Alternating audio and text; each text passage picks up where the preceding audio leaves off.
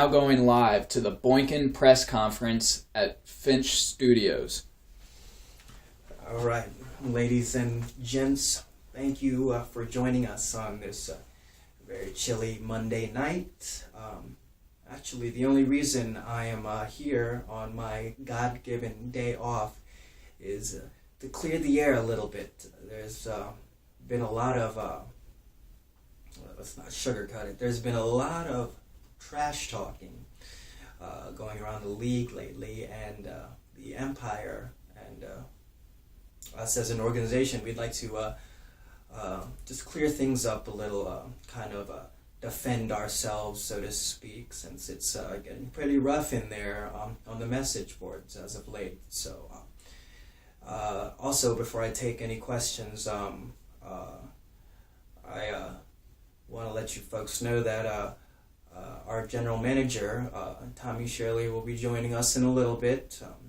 I know that's a rare opportunity, but yes, he is going to be joining us and grace us with his wonderful presence. So, yeah, I can start taking questions now. Hey. What's up? Mr. Shaw, Franklin Francis here with ESPN Deportes. After a handful of injuries and enduring a draft pick acquisition scandal, all accumulating to what looks to be a lackluster season, what are the odds of yet another contract extension for GM Tommy Shirley? Contract extension for Tommy. I've deliberated quite a few times with our board of directors, and the board seems happy with him. I'm happy with him, despite the way the direction this season's been heading. I think he still has the potential to do great things for this organization. And just recently we had him sign up for next season. So yeah, Tommy's going to be joining us at least for the next season. So we're happy to have him. And, despite the hardships that we've had to face, he's helped us get through it with grace and humility and with toughness that you don't see very often in fantasy sports. So yeah, I know you folks probably have a lot of questions, but I think there's one person who can answer that question much better than I can. As I told you, we have Tommy, our general manager, in the studio right now, and he'll be joining me this evening. Tommy, get your ass down here. Hey, applaud. Tommy boy, really glad you can join us. Representing Team Boykin as it stands right now. We're just testing out the new name for a week, probably going back to the Empire before the playoffs start, or in our case, the consolation bracket, but we will treat it as the playoffs. That's right, Tommy. I don't want to... There's a few teams out there that are mistaking our team name change as a sign of weakness or insanity, as Curtis so subtly put it. But we're doing okay. We're just having a little fun. It was it was Tommy's idea to change the name, and it was just something to relieve the stress that comes with running a fantasy team, and we got a kick out of it. I know a few of you may have taken it the wrong way, but yeah, it was fun, and it's not permanent. So chill out, Curtis. The Empire has not fallen. We're okay. So yeah, Tommy. So I did want to elaborate on what Sonny was talking about earlier with the contract extension. I know that there's been a lot of discussion, a lot coming from myself about the possibility of me and Joe York getting our own team. But these are issues for the future, something that we should all be voting on as a group, not something that should be tossed around in a discussion board. But I am signing on with the Empire for a 1-year extension. I am happy to stay with this organization for the 2014 season. and depending on what the league votes, we will go from there. But I do want to say that I am in my place here for at least one more year. We actually just finalized the paperwork earlier today, signed my name on the dotted line, and we're good to go. Now I know another thing that we wanted to talk about. Sonny's been taking a lot of heat for this trading of the draft picks. Chill out. We recently gave one of the other owners in our league 2 of our players, which was Zach Stacy, running back for the Rams, and then Des Bryant, receiver for the Cowboys, to acquire a first-round draft pick in next year's season. I'd like to say that the reason we went through with this is because we looked at the possibility of us making the playoffs this year at the time we made the trade. And even though we weren't mathematically eliminated, the probability of us making the playoffs was very low. We needed not only for us to win out, but we needed many other teams to lose and score a certain amount of points. Look at it from a tactical point of view, fellas. I know a lot of you are, very concerned about, saving the integrity or the competitiveness of this league, but if it was such heresy to do such a thing as trading for your draft picks or trading for draft picks, then I'm sure our wise commissioner wouldn't have approved of it in the first place. It's something you can do, and it's something that we didn't come to this decision lightly, guys. We knew what the consequences would be. We knew what message those kind of decisions would make, but I don't think we hurt our team.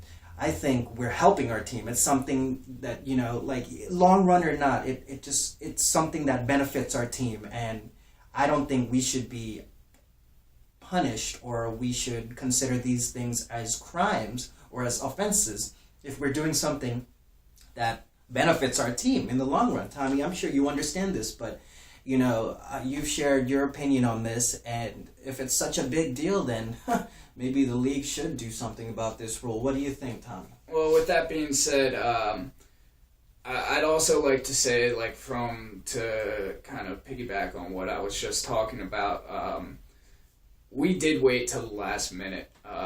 That trade was proposed to us probably about 3 weeks prior to us making it, and we had declined every single time because we still had high hopes for this season. DEFCON 4, guys. And we wouldn't have made that trade if Aaron Rodgers didn't get hurt, and which caused us to lose that one game. If that hadn't have happened, then we probably would have never made that trade. And I agree. It's within the rules for this season. We weren't trying to take advantage of the rules. What we did was we set ourselves up with what was the best option for our franchise moving forward.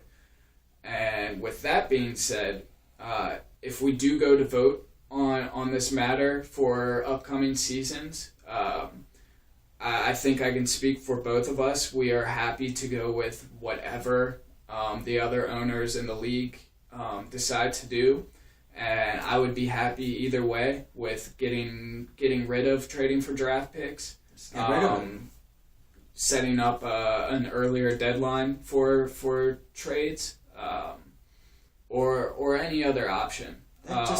It just goes to show. The Empire doesn't give a damn about this. It's a rule, and we're doing it. But if you guys get rid of it, it's not going to be a detrimental loss to our team.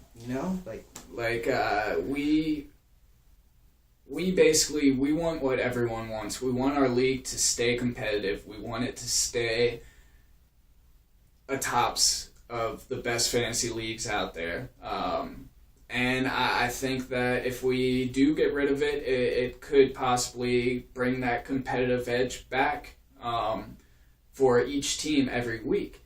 Now, I think that there's more to it. I think that we need to come up with and vote on some other rules dealing with either last place, winner of consolation bracket, the loser of the consolation bracket, the winner of the entire league. We need to tie all of these positions into a decision that we can all vote on and move forward with, so we can drop this all together.